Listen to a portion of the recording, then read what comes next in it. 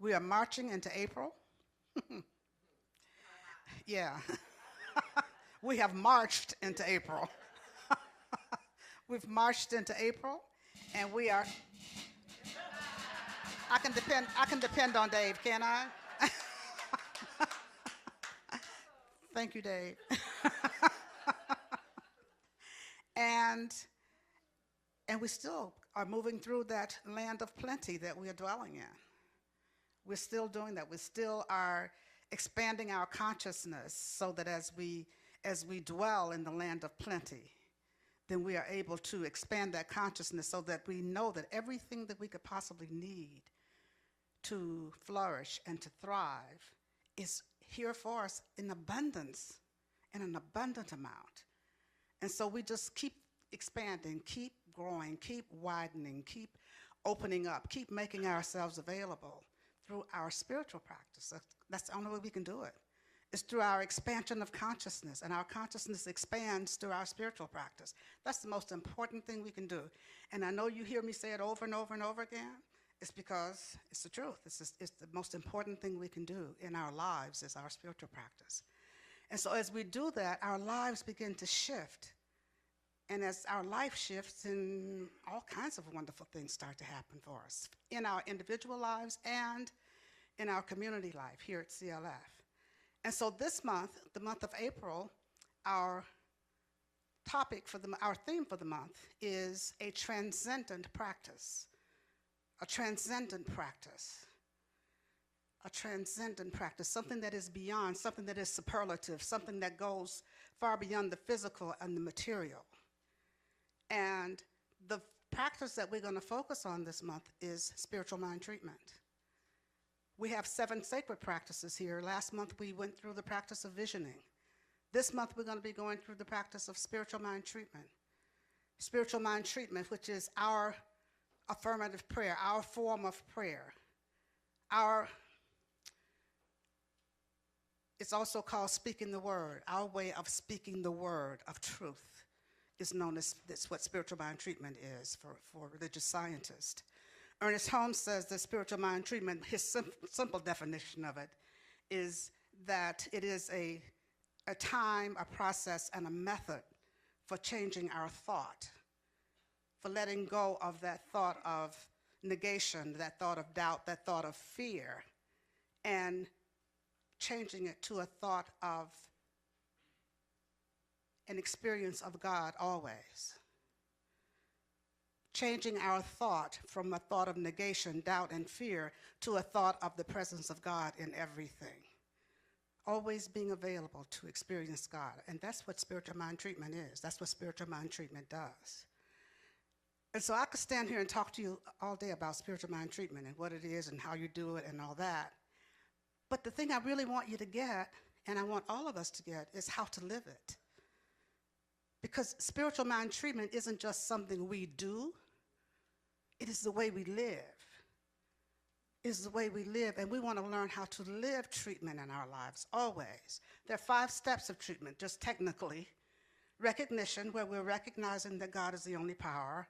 Unification, when we are unifying ourselves and recognizing that we are unified with God. Realization, when we are speaking the truth of whatever our desire is, are speaking so that we can know the truth. And then there's thanksgiving, step 4, just giving thanks and being grateful. And then the last one is release, releasing and letting go. Those are the 5 steps of treatment, really, really simple. And we can memorize those and spout them off and spout them off and spout them off till time ends or begins. And if we can't live it, it doesn't mean anything. Because we know it here, it doesn't mean anything. We have to know. We have to know the truth. We have to know spiritual mind treatment. We have to know it, and we know that we know it by our livingness. And so starting out with the first step of treatment, and when I said the word know, it made me think that in religious science and spiritual mind treatment, you hear the practitioner, and the practitioner is with a small p, is not necessarily one who is trained as a practitioner, but one who uses the practice is a practitioner also. But the practitioner speaks in terms of what I know. not what I believe, not what I think, not what I sense, but what I know. So when the practitioner is speaking the word, they're speaking the word of, I know this is. I know there's but one power. I know there's but one presence. I know there's but one mind. We speak in terms of what we know, and that is what shifts everything. Because you see, the purpose of treatment is not to change that condition out there by projecting something out there. It isn't by doing something to God or convincing God in some way. The purpose of spiritual mind treatment is to clear the mind of the person doing the treatment. It's really simple.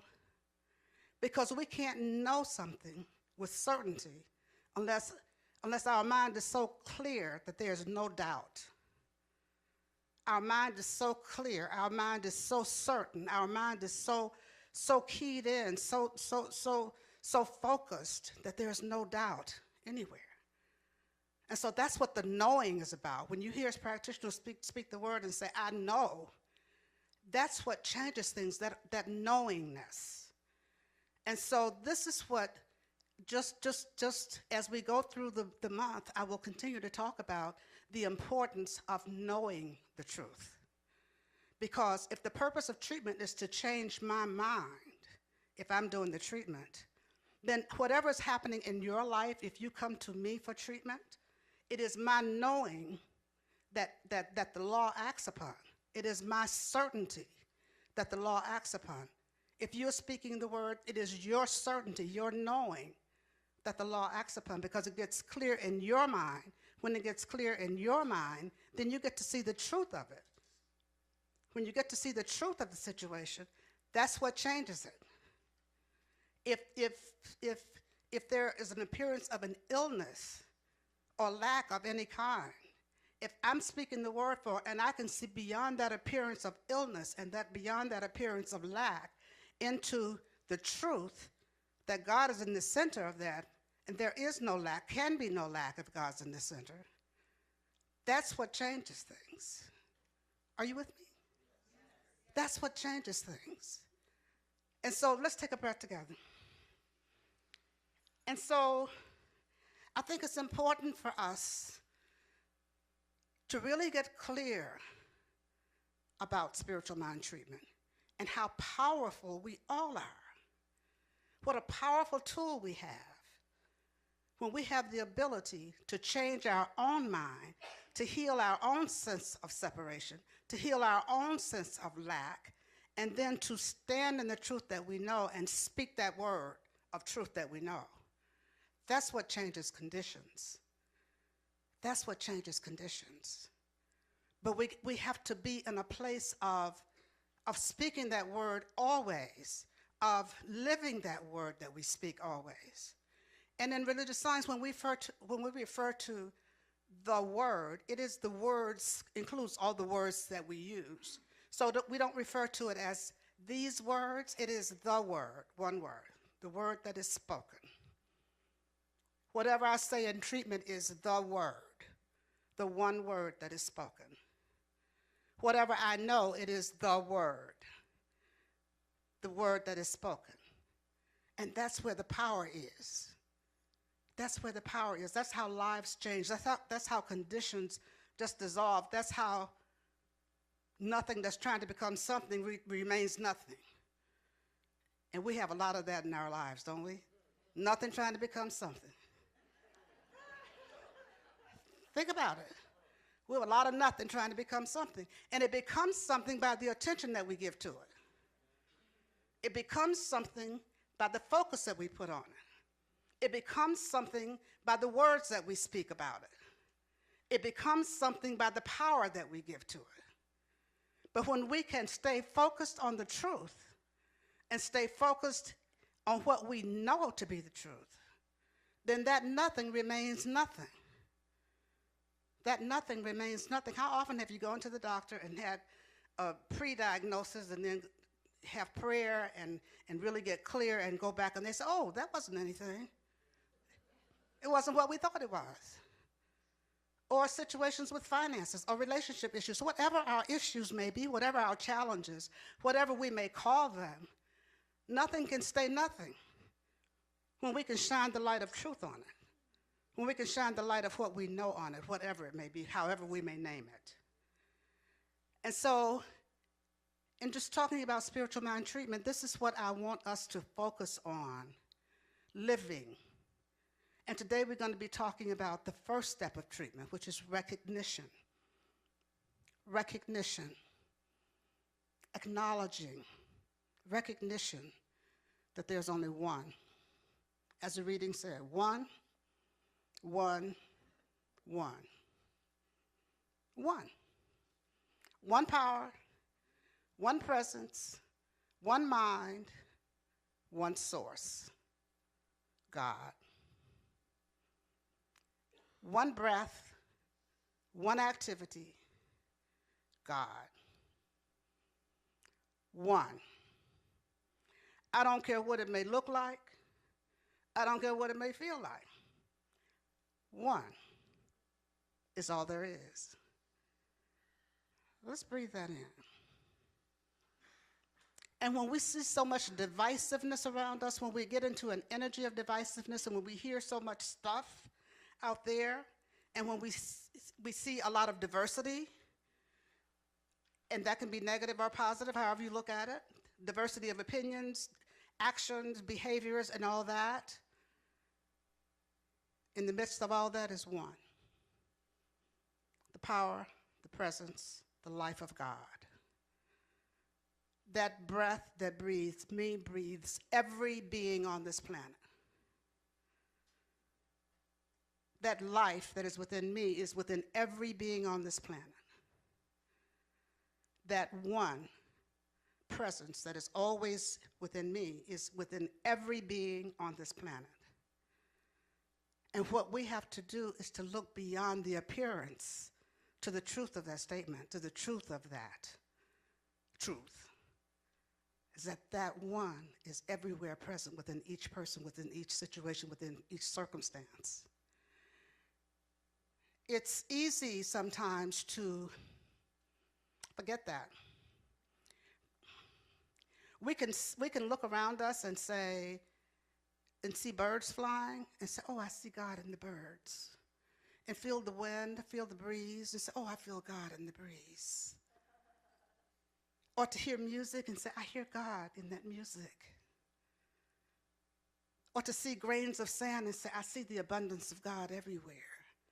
I see the beauty of God everywhere. And you know, my teacher used to say that it's easy to be centered and to sit in meditation beside a babbling brook. But when you're sitting next to a babbling idiot,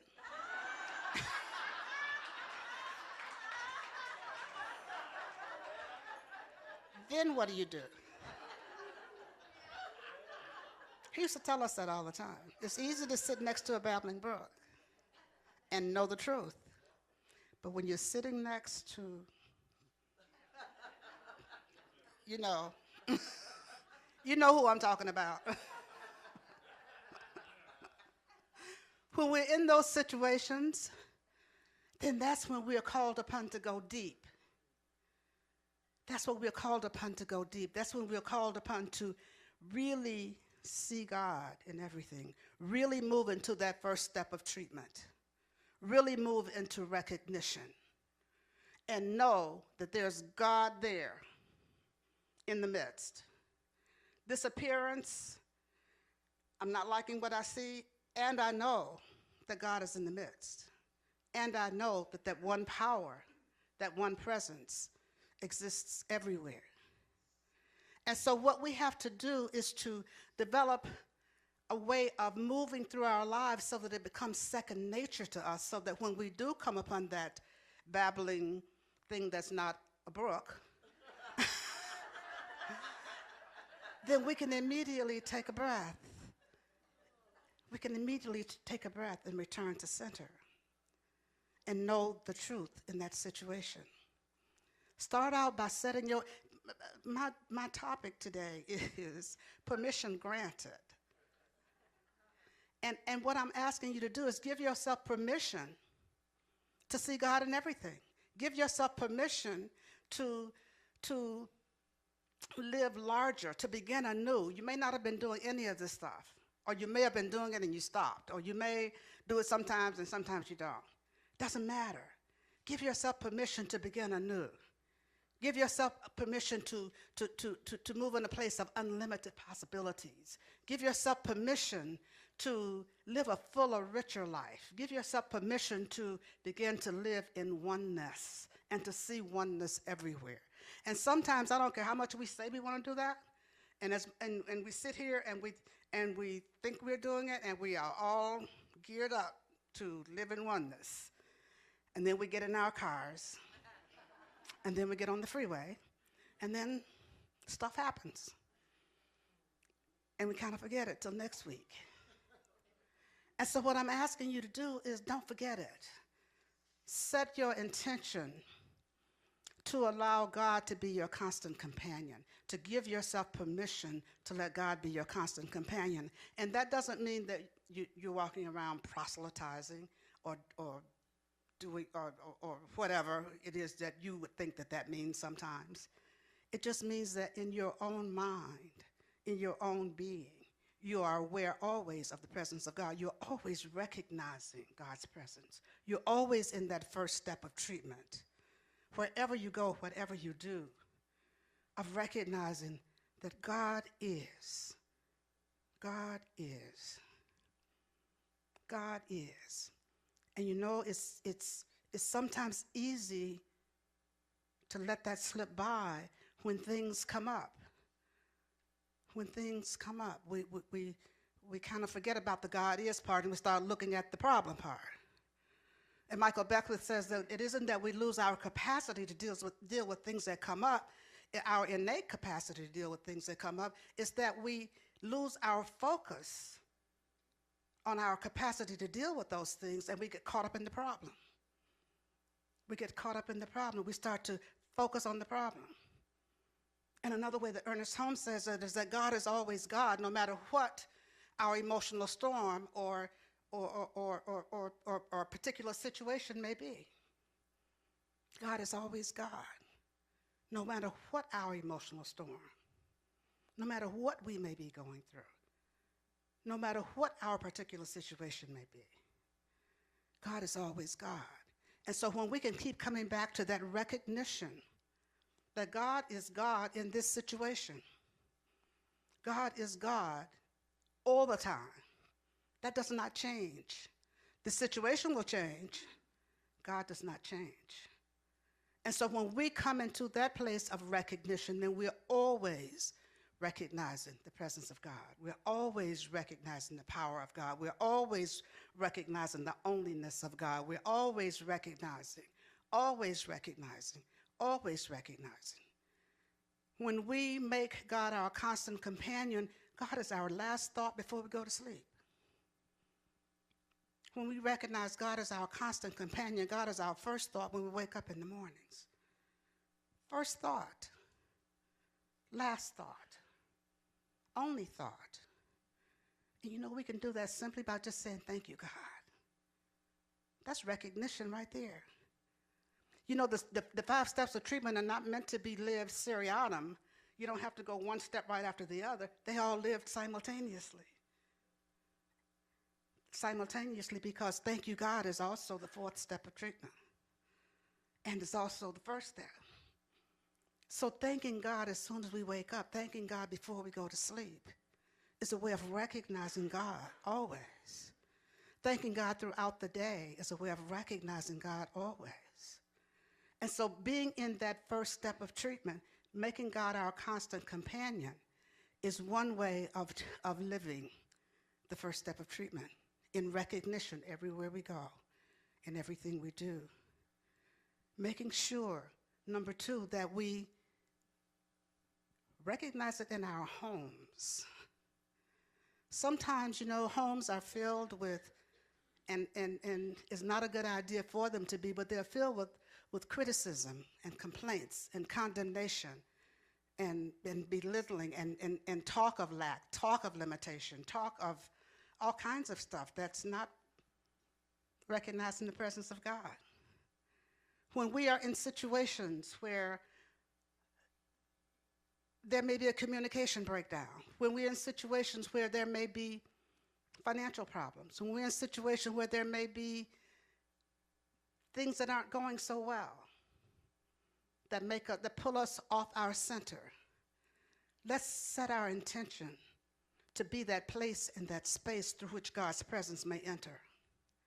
And God's presence can enter through each of us as we recognize that presence. As we are in a place of constant recognition. I know that this feels like a mess right here, right now, but I know somewhere in the middle of it all, God is. I know that this doesn't feel good. I know that this doesn't look good. I know that this is not what I want it to be. And I know that God is. We have to keep coming back to what we know, that God is. Keep coming back to what we know. Keep coming back to what we know. And what we always know is that God is right here and right now. God is right here and right now. First step of treatment, recognition. Recognition. Recognizing it in each other. As I said, it's easy to see it in the animals. It's easy to see it in the birds. It's easy to see it in the beautiful ocean. It's easy to see it everywhere. Sometimes it's not as easy to see it in human beings, in each other. Particularly when you don't believe the same way I do, you don't look the same way I do, you don't act the same way I do, you don't talk the same way I do, and all that. God is in the midst of every person in every situation and every circumstance. And so our coming to recognize this and to know that every person is seeking, is begging for recognition.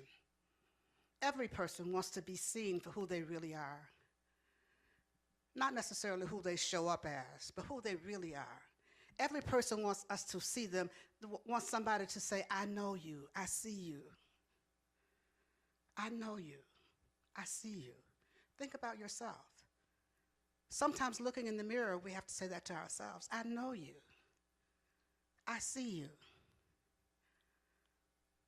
I know you. I see you. And know that what you are looking for is what you're looking with, that knower within.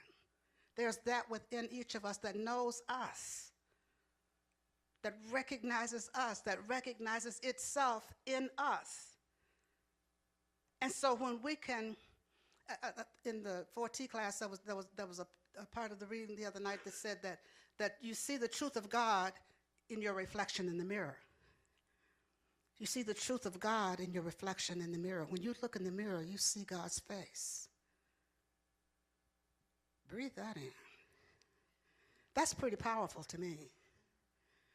When you look in the mirror, you see God's face. That is pretty powerful. How can you look upon God's face with criticism? How can you look upon God's face with a lack of trust? How can you look upon God's face with condemnation, with shame, with embarrassment, with blame, with judgment, with all that stuff? We can let that go when we know that God is everywhere present, within me, within you. Recognizing the face of God everywhere. This is what recognition is all about. So as we go through our lives, as we go through our days, let's make sure that we are remembering that we are in that first step of treatment. Sometimes, and when we forget, don't beat yourself up about it. Just step back and say, oh, I forgot this was God meeting God. This was God speaking to itself. This is God looking upon itself. I forgot for a moment, and then just take a deep breath and take a step back. If you feel like there's that harsh word that's about to come through, stop for a moment, pause, take a breath, and say, this is God speaking to God. Is this what God would say to God? Even when you're hearing harsh words, just recognize that everyone's not at the same level of consciousness. And It doesn't mean that God isn't there. It just means that God works through each of us according to our own uniqueness, according to our own availability. And so recognizing this helps us to be more mindful, more open, more compassionate when it comes to others and dealing with others, and more compassionate when it comes to ourselves when we come up short, when we fall short, when we miss the mark. So recognition that God is everywhere present, that God is everywhere present. And give yourself permission not only to know this truth, but to speak this truth boldly. Give yourself permission to be bold in the word that you speak. I know that God is. I know that God is the only power. I know that God is the only presence. I know.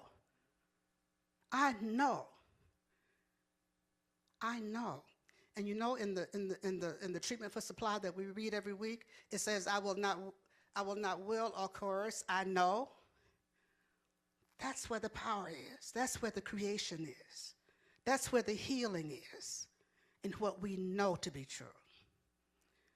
And so I invite you this week, as you go through your week, as you go through your days, as you go through your lives, to stand in the truth that you know, that God is the only power, the only presence, the only mind, the only activity, the only is God. So let's take a breath as we turn within in this moment. Just turning within to that onlyness that is God. That only that is God. That only that is the life of everyone and everything. That only that is in the midst of every situation, every circumstance, every activity. In fact, that only is the only activity. It is the only breath, the only mind. It is the only. This only is my very life. This only is the life of each of us here this day. Whew, how good it is to know this truth. How good it is to speak this truth that I know. How good it is to live in this truth that I know. And I know that there's no separation, can be no separation, for I am made in the image and likeness and out of God itself, just as each of us is. And so it is from this place of awareness that I speak the word for us this day, just speaking a word of recognition that each of us is made in the image and likeness and out of God. And as we stand in this knowing, anything that is unlike that falls away. Our doubts, our fears, our separators, those things that separate us from God, separate us from each other, separate us. All that falls away, and we move into a place of oneness, allowing all else to be healed, allowing healing to happen, allowing love to heal our hearts, our minds, our bodies. The love of God, the love that is God, heals all, any sense of separation of any kind. And so just in this step of recognition, healing happens. How awesome it is to know this truth and to claim this for each and every one of us here this day. And so as I open this circle of prayer, I pause momentarily so that you may speak the names of anyone you'd like held in prayer. You may speak them silently or loud, and you may speak them now.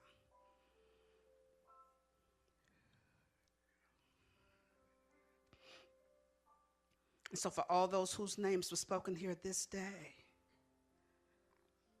I know that God is in the midst of everything in their lives, everything going on.